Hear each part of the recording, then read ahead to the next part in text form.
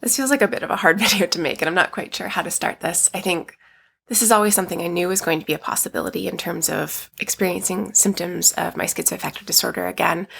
But I think I got to a place where I hoped, if not almost really thought, that it just wouldn't be something that I would experience again.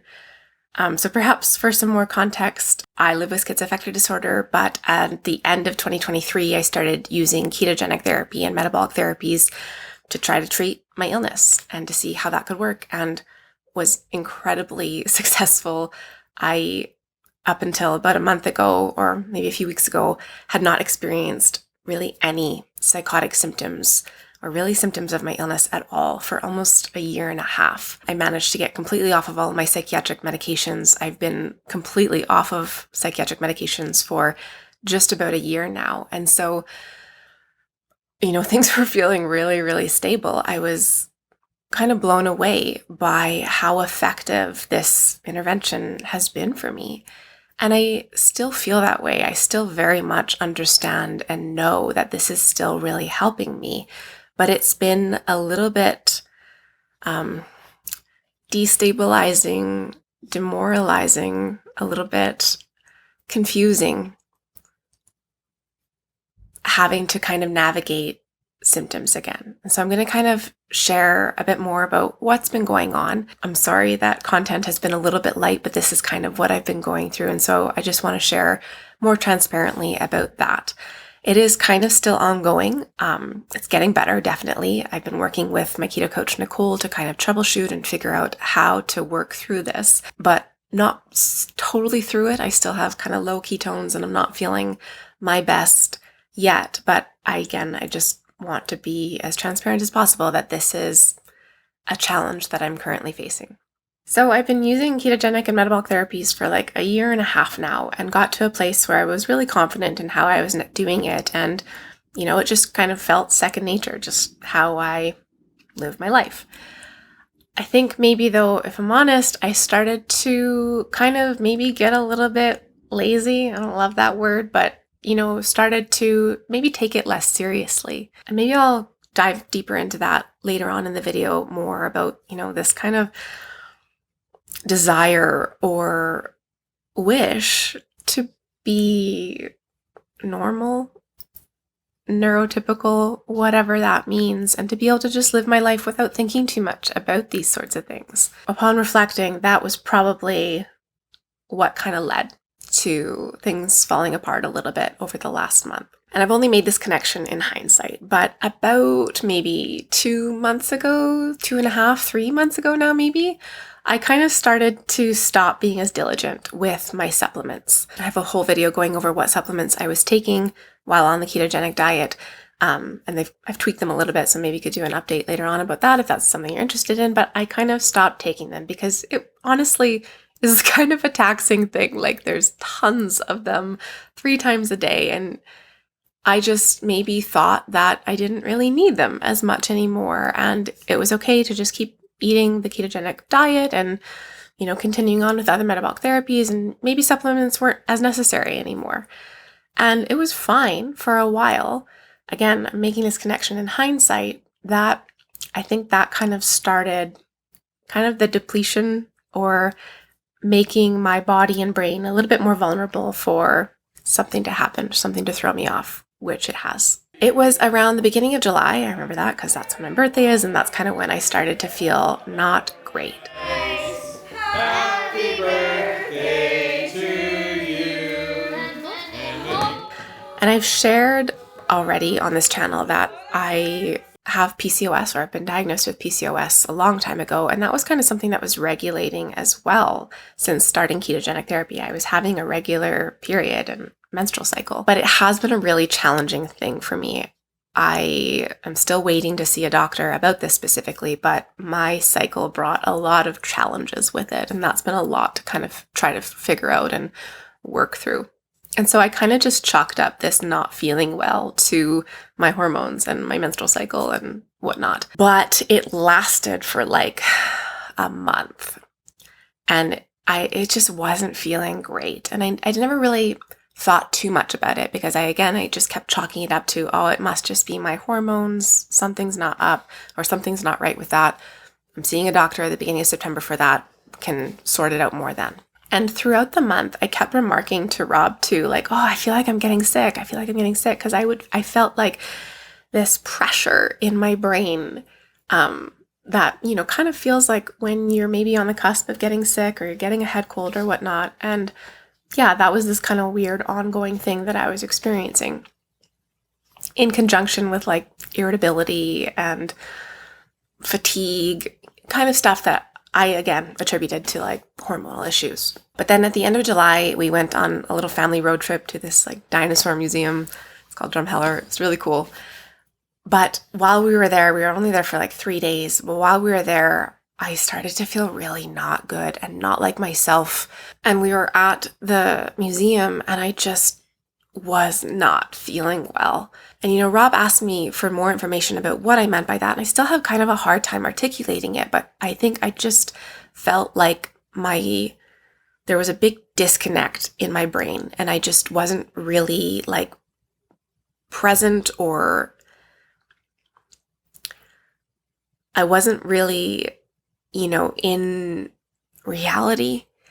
And yeah, I was having a hard time. And so I made the decision to drive back to our Airbnb to take an exogenous ketone shot to try to get through the rest of the day. Oh, God.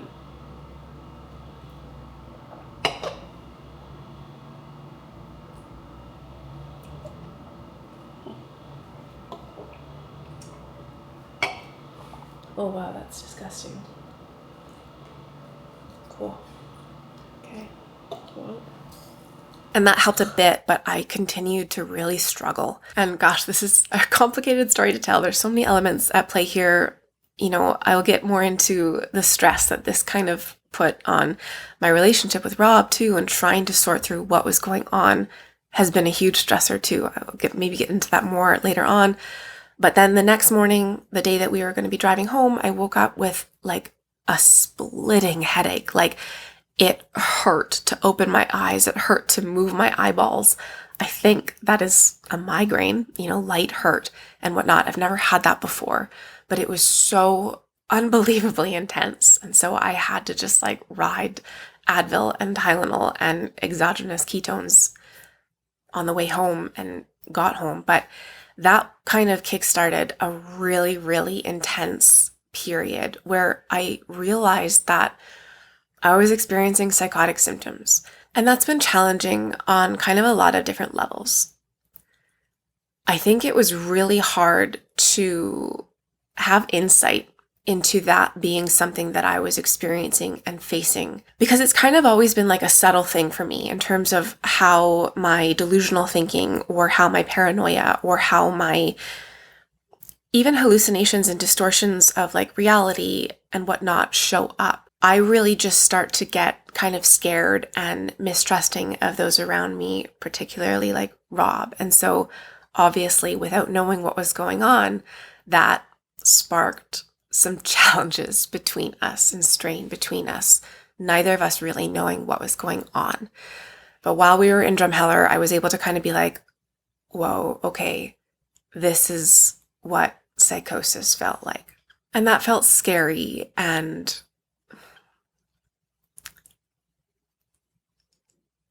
yeah, think I'm still trying to like process that experience. Anyway, that was about 2 weeks ago now, and the last 2 weeks have really just been kind of a stressful period of not really knowing how to work through this, not really knowing what to do, and it kind of being this stressful like day by day assessment of where my capacity is, how I'm feeling, what I'm going to be able to do. And again, that has also been stressful in terms of carrying on with videos, trying to get work done, keeping up with kids stuff, life stuff, etc., etc. And so it was when we got back from the trip that I did reach out to Nicole to try to get some help in terms of how to address this. And so she went over my supplements with me again. I started back up on them again, of course, higher doses of like NAC and glycine. My ketones have been low, and so increasing my acetyl L-carnitine supplement as well, trying to help with using fats to create ketones. I've just recently started to measure and track all of my food again, just to really be extremely intentional about how I'm formulating my macros to try to get back on track and get my brain and my body feeling better again. And it has been helping. I'm still, not 100% and I'm not back to where I was. I'm not really experiencing like psychotic symptoms anymore at this point, but have been as recently as like a week ago, or a little less than a week ago, maybe 5 days ago on the weekend. And so I think that this is important to share for a lot of reasons. I don't think that this means at all that ketogenic and metabolic therapies are not effective or, are not healing in some way. I do understand that I stopped taking them as seriously. I think stemming from this desire to not have an illness that I need to continually be vigilantly managing. And I hope that that can maybe be empathized with, but at the same time be taken as a bit of a cautionary tale that this is important to stay on top of. This is a serious medical intervention. And I think understanding that this is probably going to be something that comes up for a lot of people who are trying to implement this long term. I would say, probably increased like built-in accountability as someone who is sharing this all and documenting it publicly. And I imagine that maybe someone who is not accountable to people on the internet in some way is maybe more susceptible to feeling like there's more space to kind of loosen the reins if you're feeling really stable for a long time. And on another level, I think that being reminded in a first-hand way of what psychosis feels like and what this navigating and being scared and confused and unsure of how to alleviate symptoms of severe mental illness, like these psychotic symptoms that I was experiencing, being reminded of what that's like and how challenging and difficult it can be to like have hope of that changing, or to figure out how to improve that circumstance.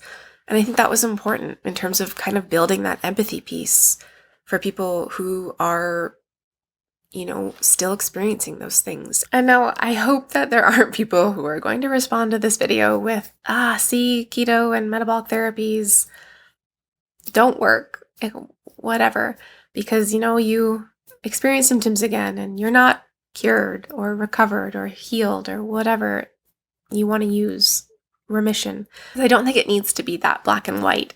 These interventions have like vastly changed my life and improved my life. And I don't want to just disregard the like year and a half I experienced of essentially no symptoms of my schizoaffective disorder, which was unheard of for me before. It was like a daily thing that I had to navigate.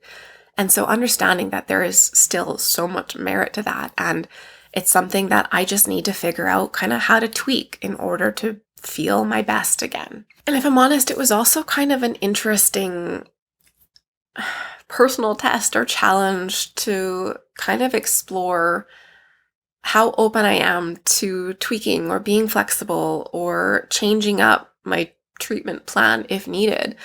I was wondering for a period there where the psychotic symptoms were not great, about going back to psychiatric medication, taking some PRNs of antipsychotics.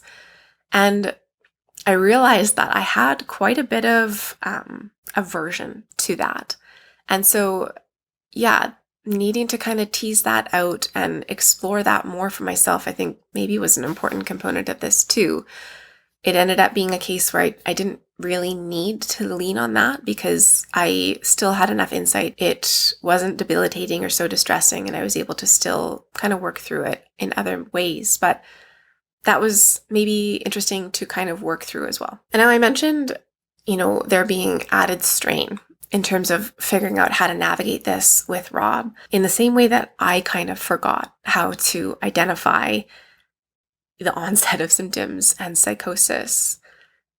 I think Rob kind of did too.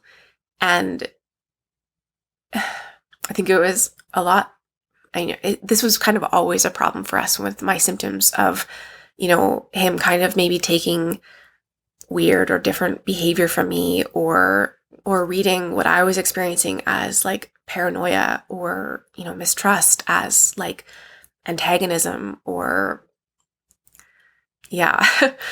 really always kind of leading to conflict. And so, being completely very much removed from this as like a skill that we had somewhat developed over like the first 6 years of our relationship was difficult to kind of figure out how to get back into, and to trust ourselves, like, okay, what is going on here?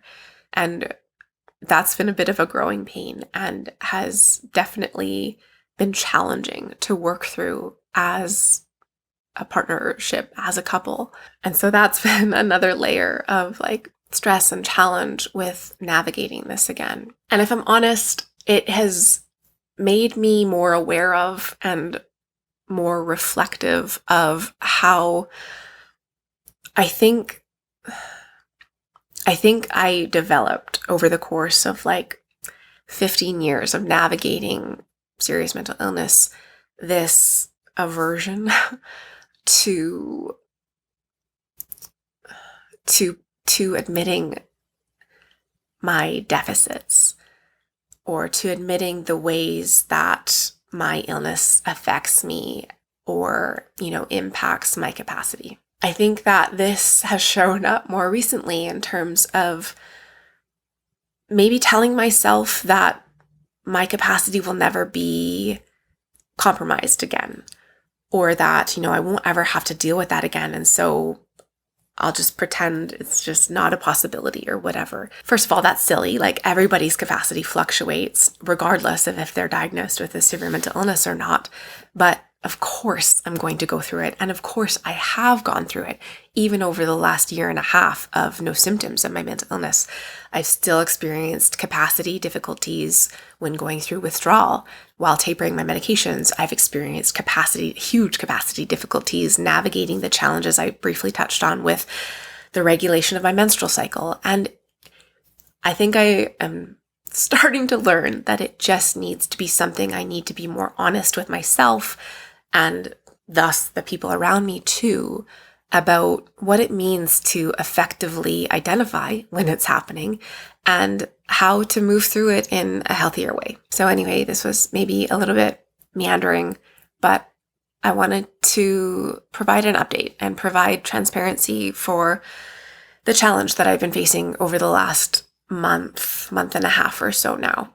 And to kind of let you know that it's a little bit ongoing. It is trending upward. My ketones are getting higher again-ish, and I am starting to feel more myself again and better. I think that has a lot to do with getting back on track with supplements and being more intentional about my macros and how I'm formulating my ketogenic diet. Wanted to let you know that I will continue to share how this is going and continue trying to be as transparent as possible about this as a reality that I am facing and that others may face as well. And maybe it's important to also provide a bit more context about, what I mean when I'm saying that I was experiencing psychosis and psychotic symptoms again. I was experiencing, perception hallucinations. I've talked about that in the past, about like, I don't know how to describe it. Perception hallucinations, like my surroundings not feeling totally real or, in line with reality. And then I experienced also paranoia and kind of, it's tough to articulate. I think it stems from kind of delusional feelings of just mistrust or perceived antagonism. I'm not sure how to wade through this, but just really feeling like a disconnect from reality and from who I am and how I usually experience or move through the world. And that felt distressing. But at the same time, I do think that it still was a very different experience than when I experienced psychotic episodes pre-ketogenic and metabolic therapies.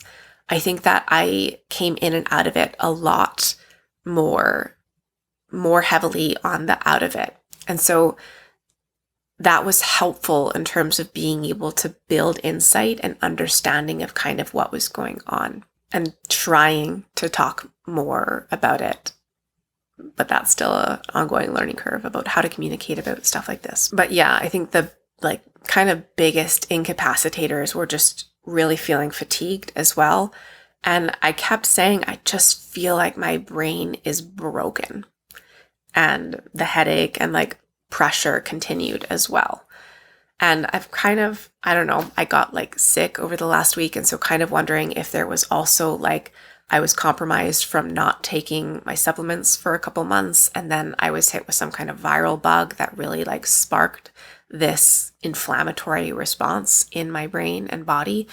Because I definitely, when it was feeling its worst and when I was feeling or experiencing the psychotic symptoms, I was also constantly saying I feel that my brain is swollen. I could feel the inflammation in my brain. And so that was also kind of interesting to really be able to very clearly for me personally attach and connect this experience psychologically of symptoms of mental illness with how I was feeling on a physical level too. And that was cool and not cool and helpful and awful to kind of be able to make that explicit connection between awful in terms of it just not being a pleasant experience and not a fun experience, but cool in terms of being able to really, I think, maybe validate the thing that I've kind of been exploring and learning throughout this last year and a half, that mental illness is not this separate thing just in the brain. It is so connected to your broader health, metabolic health, and the way your body as an entirety functions. Anyway, this is probably getting too long. Again, I will continue to bring you along with me as to how this develops. But once again, sorry that content has been a little bit light, been navigating this and trying to get a good grip on how to work through this, trending upward, but again, we'll continue to share.